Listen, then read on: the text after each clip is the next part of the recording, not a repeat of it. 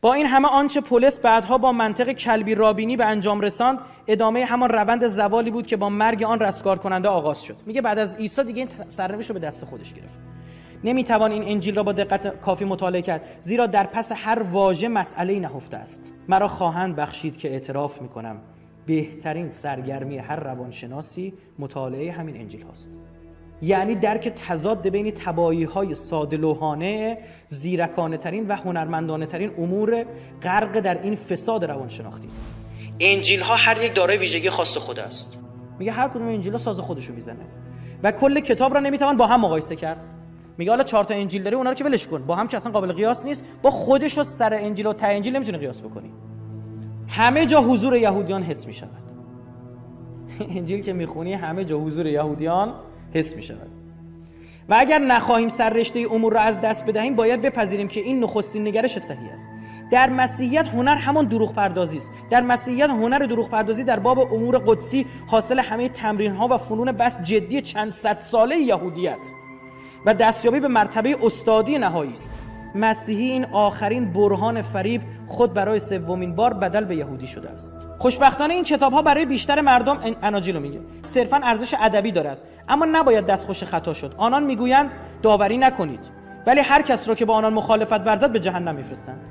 میگید خودتون تو انجیل میگه داوری نکنید، هر کی بخواد به شما مشکل خودتون داوری میکنید در مورد بقیه، اما یکی بخواد علیه شما داوری کنه سری میفرستینش جهنم. با داوری خدا خود داوری میکنند. با شکوهمندی خدا خیشتن را شکوهمند میپندارند. با مطالبه فضیلت‌هایی که خود قادر به دستیابی به آنها هستند و حتی بیشتر آن فضیلت‌هایی که برای مطرح ماندن خیش به آنها نیاز دارند به مبارزه بر سر فضیلت‌ها و نبرد بر سر حاکمیت فضیلت تظاهر می‌کنند. فضیلت تنها شاهدی بر صحت ادعای ماست. انجیل‌ها را باید به مثابه کتاب‌های گمراهی با اخلاق خواند. یعنی این مردم حقیر اخلاق را تسخیر کردند و می‌دانند که در پس اخلاق چه نهفته است و چگونه می‌توان بشریت را با اخلاق به بهترین نحو مهار کرد. حالا می‌فهمید چرا پیامبر بعدی میاد اصل مبنای دینش رو میذاره چی؟ اخلاق. چون قشنگ تشخیص داده شده که مفهوم اخلاق فاتحه‌اش خونده شده و علی الاخلاق السلام، تمام شد. میاد میگه نه، از همان جایی که اینا کوبیدن من شروع میکنم، از همان خانه‌ای که خراب کردم من دیوار بنیان خودم رو میریزم. ما فکر نمی کنیم برای چی اینقدر اخلاق باید مد نظر قرار بگیره. این که هزاران ایراد رو به اسم اخلاق به خورد مردم دادن، به اسم اخلاقیات به خورد مردم دادن. آقا نه، بذار الله ظلم کن. معاویه مگه همین کارو نمیکرد؟ معاویه میگه هر کی علی من بیسته علی خدا وایستاده، چون خدا خواسته من بیام سر کار، پس جلوی خواست خدا وایستاده. این مسئله دلت پاک باشه، پروتستانتیسم اومد بعدن اینو باب کرد. پروتستانتیسم میاد اینو گفت، قبلا مرجعیات اموی‌ها به وجودشون آورده. در مورد پروتستانتیسم گفتیم به وقتش. آن یهودیان برتر که آماده بستری شدن در هر تیمارستانی بودند، ارزش‌های پس از خیش را دگرگون ساختند.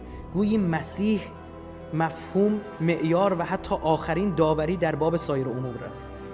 همه این ننگ به این دلیل فراهم شد که آن گونه خویشاوند و همبسته نژادی در باب توهم خود بزرگبینی، یعنی همان توهم یهودیان، خود بزرگبینی یعنی همان توهم یهودیان که خودشونو بزرگتر از همه میدونن و وهمی بیش نیست، در جهان وجود داشت. اما همین که شکافی بین یهودیان و مسیحیان افتاد، تنها یک گزینه باقی میماند و این گزینه همان فرایند حفظ خیشتن بود که یهودیان توصیه می‌کردند و آن را علیه خود یهودیان به کار گرفتند. در حالی که یهودی تا آن زمان خود این شیوه را در برابر همه غیر یهودیان به کار بسته بود، مسیحی اکنون صرفاً همان یهودی است با اندک آزادی بیشتر. ببینید چی میگه؟ میگه یه دین جدید اومد به اسم مسیحیت، اومد جلوی یهودیت رو گرفت. یهودیت داره نابود میشه. سری اومد چه کاری کرد؟ سیستمش رو باز کرد، مسیحیت رو بلعید، در خودش حل کرد، یا به عبارت بهتر بگیم نه، نفوذیاشو فرستاد، مسیحیت رو به خاک سیاه نشوندند و نهایتاً چی شد؟ مسیحی اکنون صرفاً همان یهودی است با اندکی آزادی بیشتر.